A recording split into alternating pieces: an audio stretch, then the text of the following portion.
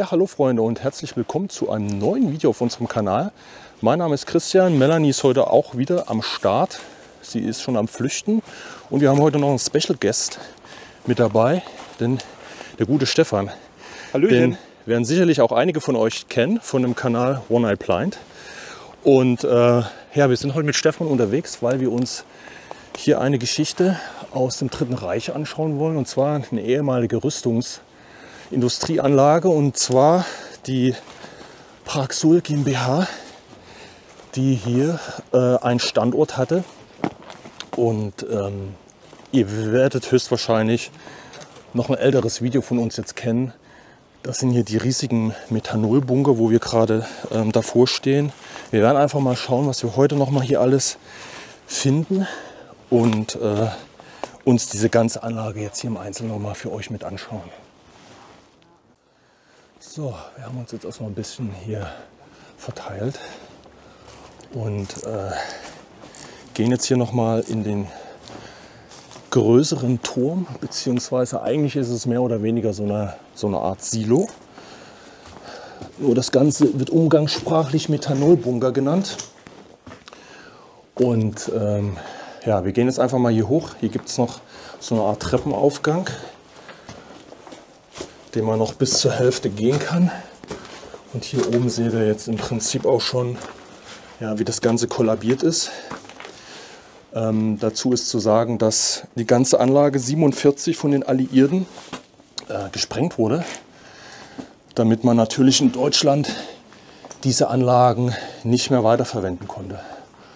Und ja, das ist jetzt hier auch richtig krass mal zu sehen. Mir fehlt jetzt gerade hier ein Bezugspunkt, aber das werden wir gleich noch mal machen, wenn Melanie mit rankommt. Dann könnt ihr mal die Dimension sehen von dem Ganzen hier. So, ich gehe hier schon mal runter. Oh, wenn ich das hier schaffe. Oh.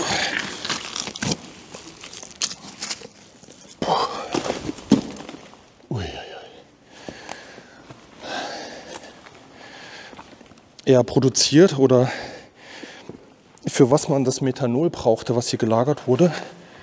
Man brauchte das, es ist im Prinzip, gehört das mit zu der Sprengstoffindustrie. Diese Paraxolwerke war im Prinzip eine Tochterfirma der Degussa.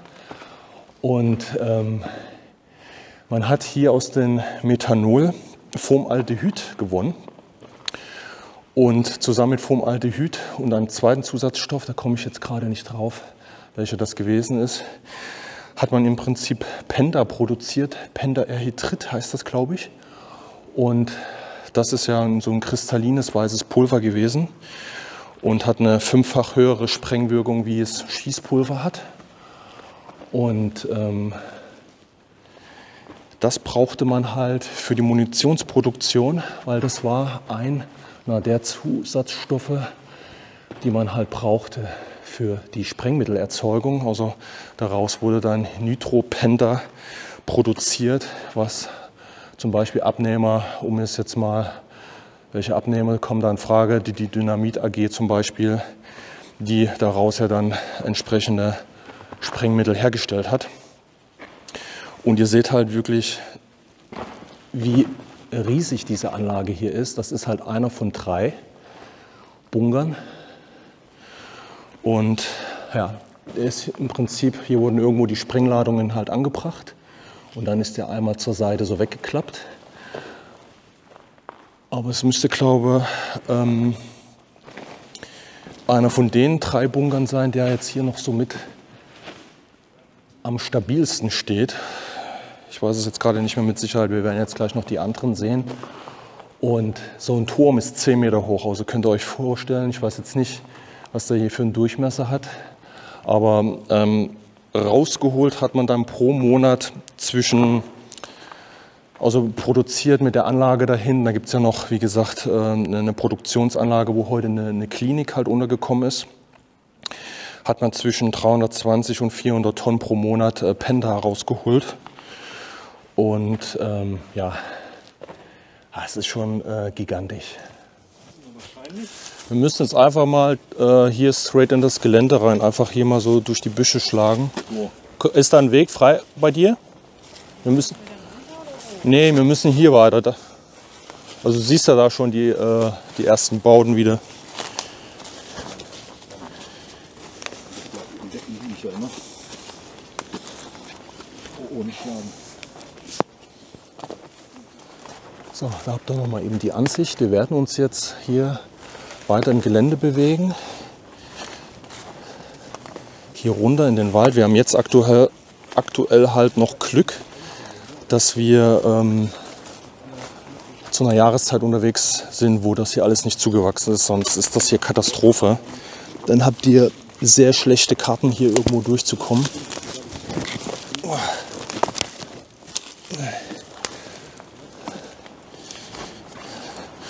Aber es macht auf jeden Fall trotzdem wieder Spaß, diese Anlage noch mal zu besichtigen. Es ist schon ein paar Jahre her, wie gesagt. So 2 Jahre. Und heute mit Stefan zusammen ist das auch noch mal ganz besonders, weil wir da auch so auf einer Wellenlänge sind. Und das zusammen zu erkunden, macht halt einfach noch mal doppelt Spaß. So, jetzt habt ihr hier nämlich mal die Totale hier mit Stefan und Melanie. Weil das ist immer das, was ich so gerne für euch halt aufnehme, damit ihr wirklich halt seht, von welchen Dimensionen hier wir wieder sprechen. Weil diese Bauten im Dritten Reich, unabhängig für was sie gebaut worden sind, eigentlich immer diesen Brutalismus halt haben. Ob das jetzt Bunker sind oder Zivilgebäude, das sind einfach Gebäude, die einen wirklich erschlagen. Und das ist halt auch der Hintergrund. Es soll den Menschen wirklich signalisieren, dass man nur ein kleines Licht ist von einem riesigen Apparat. So wie ihr hier sehen könnt, ist das Gebäude halt schon ein bisschen stärker kollabiert. Da ist der obere Teil, das obere Drittel, komplett abgesackt. Ihr könnt hier sehen, das war halt von der anderen Seite, das ist alles komplett abgebrochen. Und ja, wir gucken mal unten, ob wir unten vielleicht noch reinkommen. Ich weiß nicht mehr, wie der jetzt war. Hier sind wahrscheinlich auch die Rohre hochgegangen, um diese Anlagen zu befüllen. Das sind ja, also Kesselwagen haben ja hier die Anlieferung von dem Methanol übernommen. Die Frage ist halt immer, wie das Ganze auch abgeliefert wurde, weil man hier nicht so eine Schienenanlage hat, wie es öfters bei der Rüstung gewesen ist, direkt auf der Anlage. Vielleicht gab es das hier, aber wir befinden uns ja hier mehr auf dem Hügel, auf dem Berg so gesehen. Und das konnte ich nicht ganz genau verifizieren, wie das mit dem Abtransport oder praktisch der Zulieferung von dem Methanol funktioniert hat. Aber das lässt sich bestimmt noch mal nachvollziehen. So, hier ist wieder dieser Vorbau, praktisch der Zugang in die Anlage. Jetzt bin ich mir nicht mehr ganz so sicher, wie das hier aussah. Nee, oder doch, wir kommen hier auch noch in das Treppenhaus. Okay. Hier unten habt ihr nämlich zum Beispiel mal so einen massiven Anschluss. Weil der liegt ja hier am tiefsten Punkt. Und ihr könnt das hier an den Schellen, die hier an der Seite noch verbaut sind, auch erkennen, dass hier noch diverse Leitungen hergingen. Auch hier abgeflexte Rohre. Auch hier könnt ihr nämlich auch sehen, hier ist nämlich die Decke schon ziemlich auf dem. Ja. Ja, hier haben wir nämlich das Problem, dass wir da nicht hinkommen, weil die Decke jetzt hier schon fast auf dem Treppenzugang ist. Und wir müssen vielleicht von der anderen Seite irgendwie daran. Ja, was ich halt auch wieder erwähnen muss, ist, dass diese Anlage natürlich auch wieder mit Hilfe von Zwangsarbeitern am Laufen gehalten wurde. So, Stefan startet jetzt eben einmal mit der DJI Avatar. Ne, Avatar heißt die ja. Avatar. Und testet mal, ob das jetzt was wird. Genau, und testet mal, ob das funktioniert. Aber das wären wahrscheinlich richtig geile Aufnahmen für euch. Weil das hier schon sehr, sehr schwierig ist, das überhaupt von oben zu zeigen mit einer regulären Drohne.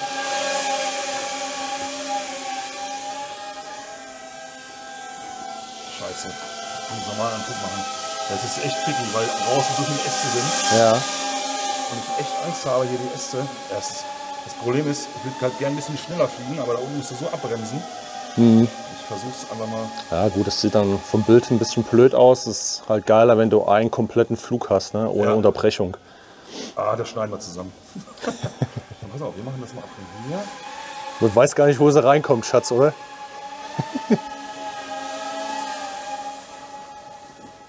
Oh nein, das wird nichts. Okay, nee, hier sind zu viele Äste. Mach das ab. Ja, ihr könnt es hier sehen, ne? Das ist wirklich krass, so überhaupt zu fliegen. Draußen haben wir verschiedenste Bäume, total verästelt alles. Da kann man mit einer regulären Drohne auch gar nicht herfliegen. Das funktioniert wirklich nur mit sowas. Deshalb gucken wir mal, wie das dann aussieht. So, wir haben jetzt gerade hier eben noch mal ein bisschen philosophiert. Denn was euch hier auffällt, und ich sehe es auch auf der Kamera richtig deutlich, ist das Camouflage der Anlage hier. Weil wir hier jetzt auf der Seite sind, wettertechnisch, die keinen Regen abbekommt. Das ist hier alles sehr trocken. Und dann ist tatsächlich, obwohl es so alt ist, der Tarnanstrich halt noch richtig gut zu erkennen. Ja, und von der Seite ist das halt auch schwierig. Wir müssen mal gucken, ob wir jetzt, ja, da gibt es einen kleinen Zugang, sehe ich gerade. Können wir vielleicht noch mal rein. Hier könnt ihr jetzt auch noch mal erkennen. Da oben ist höchstwahrscheinlich auch ein Zugang, also ein Zugang entweder für Wartung. Das ist auf der gleichen Ebene wie das Podest, was innen drin verbaut gewesen ist. Mit einer Art, ich vermute mal fast, dass hier wieder so eine Art Notausstieg auch dran war, um die Anlage darüber zu verlassen. Neben dem Eingang, den man unten halt hat. So. Und hier können wir auch noch mal reinkriechen. Ja, was ich vorhin auch noch mal erwähnt hatte, nur den Satz irgendwie nicht richtig beendet habe, ist halt Zwangsarbeit, die hier im Zuge der Produktion auch geherrscht hat. Also hier waren mindestens 110 Zwangsarbeiter beschäftigt, vornehmlich Strafgefangene. Wo die jetzt genau herkamen, kann ich euch aber nicht sagen. Aber das macht eigentlich auch nicht irgendwie einen großen Unterschied. Sondern es geht einfach darum, dass es hier überhaupt Zwangsarbeit gegeben hat. Aber das gab es, wie gesagt, im gesamtdeutschen Reich.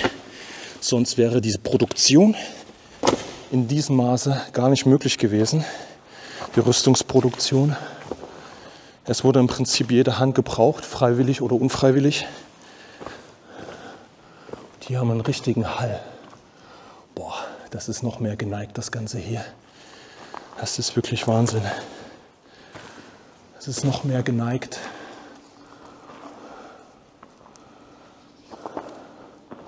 Wahnsinn. Ich gucke gleich mal, ob mich einer aufnehmen kann, wie ich hier drin stehe, damit ihr das wirklich seht. So, Stefan krebst sich, ja, aber hängt am Moniereisen. Und du findest es auch noch von außen, weißt du? Das ist doch schon eine Scheiße. Ich helfe dir, Stefan. Jetzt ist auch ja. Achtung. So Leute, jetzt seht ihr im Prinzip nochmal, wir sind jetzt hier in dem zweiten Methanolbunker. Ich bin jetzt in der Mitte. Stefan hat eben kurz das Ruder übernommen, damit ihr das sehen könnt. Einfach den Gigantismus letztendlich. Ich weiß jetzt nicht, wie viel Fassungsvolumen das Ganze hier hatte. Aber ich hatte ja zu Anfang gesagt, die sind 10 Meter hoch gewesen. Durchmesser weiß ich jetzt nicht. Der ist jetzt ein bisschen mehr kollabiert, also noch mehr zur Seite weggebrochen. Ich weiß jetzt auch nicht, wo die Sprengladungen letztendlich von den Amis hier angelegt wurden, keine Ahnung. Hier wird es auf jeden Fall noch einen separaten Zugang gegeben haben, weil man sieht hier ganz gut, hier ist nämlich noch der Rest von der Plattform, der ja dann auch hier zu dem Treppenhaus geht. Und ihr seht da noch diverse Rohre und so weiter. Aber ich finde es halt einfach krass. Und jetzt habt ihr halt diese Situation, das nochmal zu sehen mit meiner Person, wie groß das einfach ist. Das ist Wahnsinn. So, Stefan im Schlepptau. Heute ist es, ja, was heißt schwieriger, aber wir haben uns heute zum ersten Mal getroffen und wir sind halt immer viel am Quatschen zwischendurch. Deshalb verlieren wir uns hier so ein bisschen im Gelände, aber wir haben jetzt hier den nächsten Bunker gefunden. Wie gesagt, das sind ja insgesamt 3 Stück. Und trotz alledem haben wir hier, wie gesagt, Glück mit dem Gelände. Wir müssen trotzdem aufpassen, weil hier viele Bäume umgestürzt sind und wir hier überall hängen bleiben. Aber im Sommer wäre das noch katastrophaler hier mit dem ganzen Brombeersträuchern und so weiter. Die sind ja wirklich überall.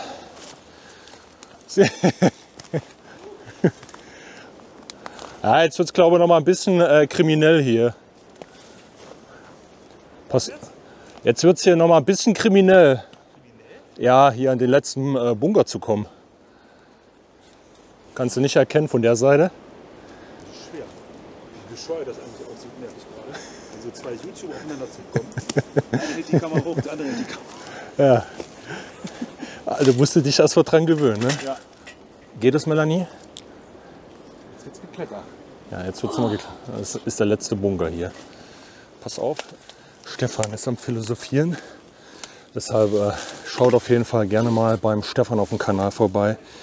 Der macht wirklich richtig viele gute Videos zu den Locations und kann euch da echt eine Menge Informationen an die Hand geben.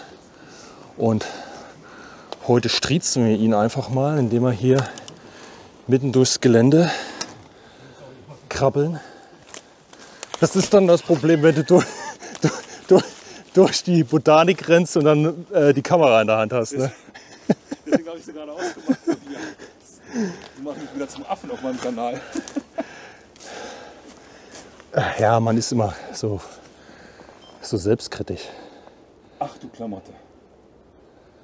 Ja, der hat es jetzt noch mal in sich. Ne? Ich bin fast der Meinung, dass wir den beim letzten Mal gar nicht mit angelaufen sind. Ich glaube, aufgrund der Situation. Die war damals auch nicht anders. Melanie ist schon mal hier hochgestiefelt. Also das Treppenhaus könnt ihr immer noch erkennen. Nur wird es dann oben halt so problematisch. Aber kommen wir auch noch irgendwie ran, oder? Ja. Und, was sagst du? So Leute, das Mikro ist weg. Ich suche das mal eben. Das ist eine kleine Nebenmission heute hier.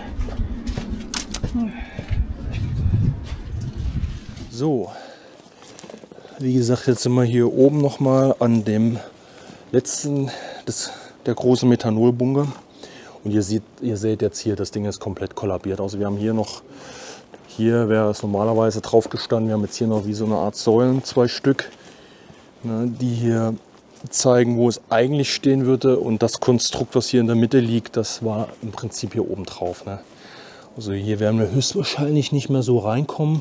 Ich gucke jetzt gleich noch mal von der Seite hier, ob wir da reinkommen, weil ich mir auch jetzt gar nicht mehr sicher bin, ehrlich gesagt, ob wir das damals gezeigt hatten, wo wir hier waren.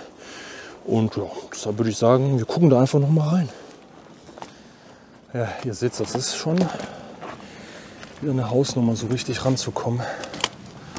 Ja, ich glaube, wir kommen da ran.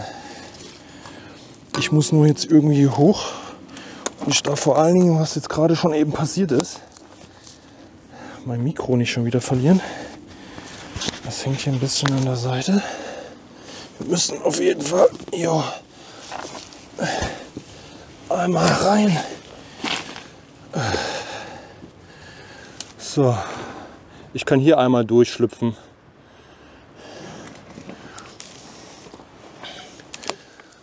So, dann sind wir nämlich jetzt hier in dem Bogen, wo wir gerade von da oben geguckt haben.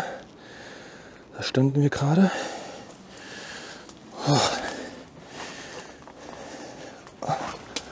sparen wir das hier nicht aus. Ja. Oha. Das ist dann schon eine andere Dimension hier. Also, hier ist es dann deutlich niedriger. Ihr könnt das hier erkennen. Hier hat die Sprengung auf jeden Fall richtig funktioniert. Ich denke mal, das sollte dann auch so aussehen mit den anderen beiden Bunkern, aber das hat nicht geklappt. So. Da steht auch noch irgendwie was von 1941 dran. Aber ich kann nicht ganz identifizieren, ob das mal so rangepinselt wurde oder ob das schon länger her ist. So, ich glaube, Stefan hat Angst oder nennen wir es Respekt. Wo bist du denn? Wo bist du denn rein? Hier zwischen den Felsen durch. Oh, ich weiß gar nicht, wo du gerade stehst. Oder? Ja, ich bin von hier gekommen. Ja, das aber mag ich hier nicht. du musst noch einmal rum und zwischen hier, wo Melanie steht, hier geht's am besten. Da bin ich wirklich, Entschuldigung für den Ausdruck, manchmal bin ich echt eine Pussy bei sowas. Ne? Das ist echt. Aber Melanie macht auch gerade schwierig. Du hättest hier, ich glaube, hier einfach nur durchgehen müssen zwischen den. Jetzt muss ich dich auffangen oder wolltest du da nur gucken? Ach so, du machst einen Speer. Ja, ich darf runter. Ja. Ich mache mal, jetzt, sorry, aber ich muss die Kamera, das geht nicht. Ich weiß, das ist wieder der lustigste Teil. Oh nein.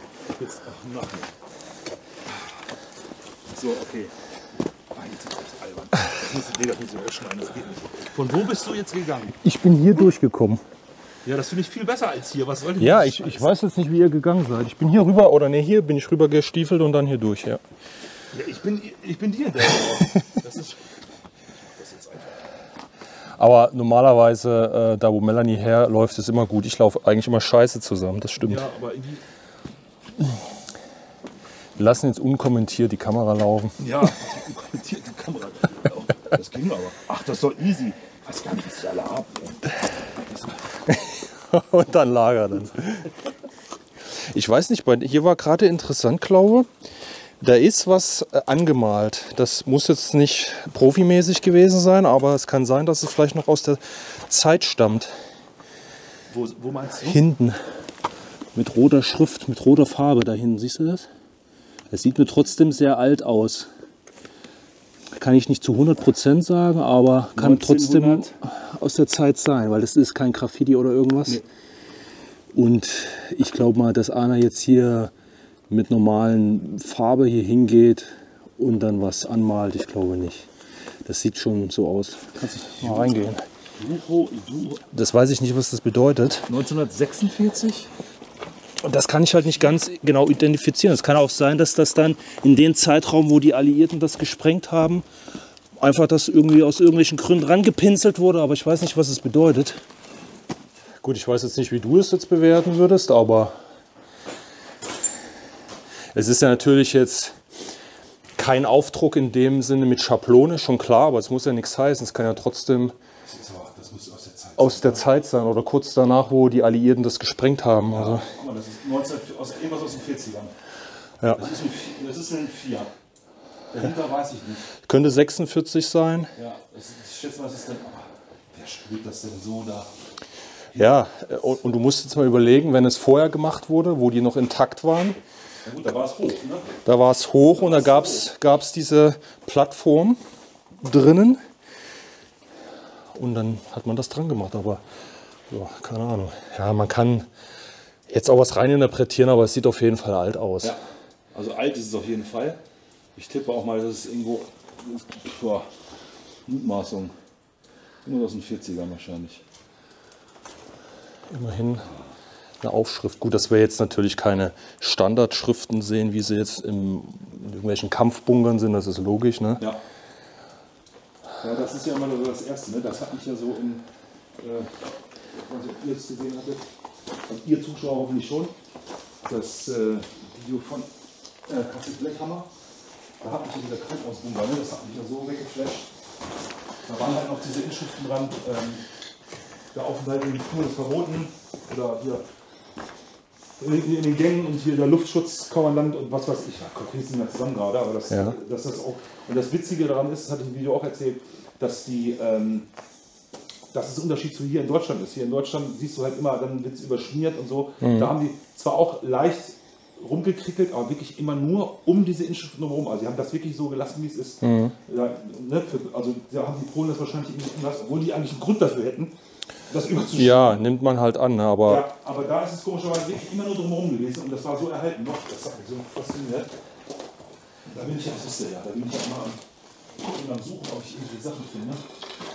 Ja, ich meine, auch wenn es nur eine lapidare Schrift ist, ist es ja trotzdem das Zeugnis aus der Zeit und es ist irgendwie greifbarer. Ne? Einfach von den Menschen, die ja damals aus irgendwelchen Gründen das gebaut bzw. das nutzen mussten, ist es halt ein Relikt. Das stand nur für Krankenhausinsassen und immer mit der Luftschutzkommandant und sowas. Also ja. Der Aufenthalt in den Gängen ist verboten, war korrekt, genau. Hier sind sie immer wieder. Ja, pass auf wegen dem Moniereisen. Ja, die guckt wieder raus. So Leute, also das war jetzt hier der 3. Bunker und jetzt gehen wir erstmal wieder raus.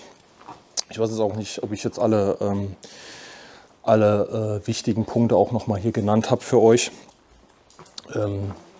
Wie gesagt, gehörte halt mit zu der Rüstungsindustrie im Bereich Sprengstofferzeugung. Und ja, wie gesagt, es gab hier auch 4 Werke insgesamt, die nach dem gleichen Verfahren die Rohstoffe halt produziert haben. Und im Dritten Reich war es ja immer wie eine Art Backup-System. Da gab es auch ein bestimmtes Schema, ich habe jetzt gerade nur den Namen nicht im Kopf, dass man natürlich viele Anlagen parallel im Reich gebaut hat, an verschiedenen Standorten, um einfach die Sicherheit zu haben, gerade jetzt im späteren Kriegsverlauf. Auch wenn das 39 gebaut wurde und erst 44 zum Einsatz kam, also die Produktion hochgefahren wurde, dass bei Bedarf oder wenn eine Anlage zerstört wurde, man jederzeit ja, mit diesen Anlagen halt weiterarbeiten konnte, ohne dass die Produktion halt still lag. Also es wurde schon, sage ich mal, auf dem Niveau halt hochgefahren, um halt zu gewährleisten, dass die Rüstungsproduktion halt nicht unterbrochen wird. Und ich glaube, in der Nähe von Berlin, wo ebenfalls eine Produktionsanlage stand für das Penda, kam es halt dazu, dass die nämlich zerstört wurde. Und deshalb hat man ja hier dann auch 44 den ganzen Betrieb halt hochgefahren und hier weiter produziert. Und man hat zwischen 300 und 400 Tonnen Penda pro Monat halt produzieren können aus dem Methanol. Wobei diese Produktion mit Sicherheit weiter hochgefahren werden konnte. Aber das Problem einfach war, Methanol ist halt ein Grundrohstoff auch gewesen, allgemein für ja, Betriebsstoffe. Und das wurde natürlich für viele Projekte auch gebraucht. Deshalb war es auch eher ein Problem, die Produktion aufrecht zu erhalten mit den Grundstoffen wie Methanol, dass das einfach zur Verfügung stehen musste. Und wenn das nicht zur Verfügung steht, kann man halt keine Produktion führen. Und damit waren eigentlich letztendlich viele Anlagen, gerade bei der Sprengmittelherstellung, niemals zu 100% ausgelastet. Und das muss man halt auch sagen. Aber im Endeffekt kann man auch sagen, gut, dass es so gewesen ist. So, wir sind jetzt hier nochmal eben hochgegangen. Wir sind jetzt hier in dem Klinikbereich, der sich hier unten so ein bisschen abspielt, und wollen uns jetzt noch mal ein paar Gebäude anschauen, exemplarisch, die halt noch in dem Originalzustand halt sind, wo, ja, sagen wir so gut wie wenig Umbauten durchgeführt wurden. Und ja, hier könnt ihr jetzt mal wieder sehen, hier hat man diesen Granitstein verwendet und geziegelt.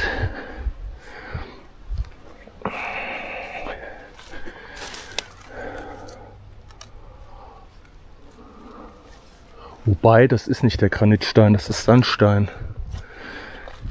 Das ist, glaube ich, Sandstein hier. Jetzt müssen wir mal eben gucken, hier hat man noch so ein altes Wappen dran. Aber ich weiß nicht, das ist Sandstein. Ne, das ist Sandstein. Ja. Genau, jetzt kann ich mich wieder dran erinnern. Jetzt habe ich irgendwie ein bisschen Quatsch erzählt. Das ist Sandstein. Das heißt, Wenn es in diesen Gebäuden zu einer Explosion kam, sind hier praktisch nur die Ziegel rausgeflogen. Und der Sandstein, der hat hier gehalten. Das muss Sandstein sein. Ich bin mir jetzt nicht mehr zu 100% sicher. Gut, dieser Einbau, man kann ja leider nicht mehr rein. Ich weiß nicht, was hier noch zu sehen ist. Aber das hier, der Eingangsbereich und so weiter, das sieht man ja, das ist halt alles moderne. Aber ansonsten, man sieht da ja noch die Isolatoren, das ist auch auf jeden Fall alt. Ja. Ja, ich könnte mir halt auch vorstellen, dass unter diesen Bauten eine Luftschutzanlage ist.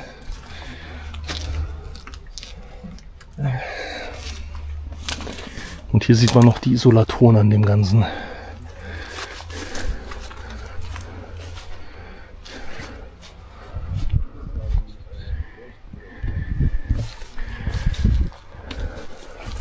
Also wirklich reingucken können wir jetzt hier an der Stelle nicht. Ihr seht wahrscheinlich nichts.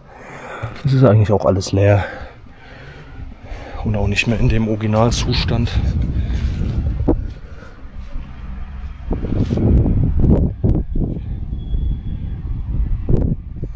So Leute, dann kommen wir auch schon zum Ende des Videos. Wie ihr sehen könnt, wir sind schon ein bisschen mehr eingepackt. Es hat gerade angefangen zu regnen. Wir haben noch ein paar Drohenshots gemacht. Ja, auch ein bisschen suboptimal. Stefan hatte ein paar Probleme mit seiner Drohne, meinte er gerade. Aber so ist das nun mal. Wir müssen uns irgendwo anpassen. Es fängt an zu regnen, aber ein paar Drohnenaufnahmen werden in den Videos schon zu sehen sein. Dann könnt ihr das Ganze mal von oben sehen. Ja, wie gesagt, es war ein Revisit jetzt für uns, aber ich glaube, den dritten Bunker, wie gesagt, hatten wir auch nicht in Gänze gezeigt mit der Schrift. Daran kann ich mich jetzt nicht erinnern. Es hat auf jeden Fall eine Menge Spaß gemacht. Schön, dass Stefan mit dabei gewesen ist. Wie gesagt, auf jeden Fall bei Stefan auf dem Kanal vorbeischauen. Er macht wunderschöne Videos zu vielen Themen, historisch arbeitet er sich da rein und erzählt euch auch die Story. Da findet ihr auf jeden Fall richtig viel Stuff. Wenn ihr bei uns jetzt auch Videos schon durch habt, gerne vorbeischauen, Abo dalassen, Videos liken und das gleiche gilt natürlich auch für uns. Und dann würde ich sagen, wir sehen uns im nächsten Video. Macht's gut! Macht's gut!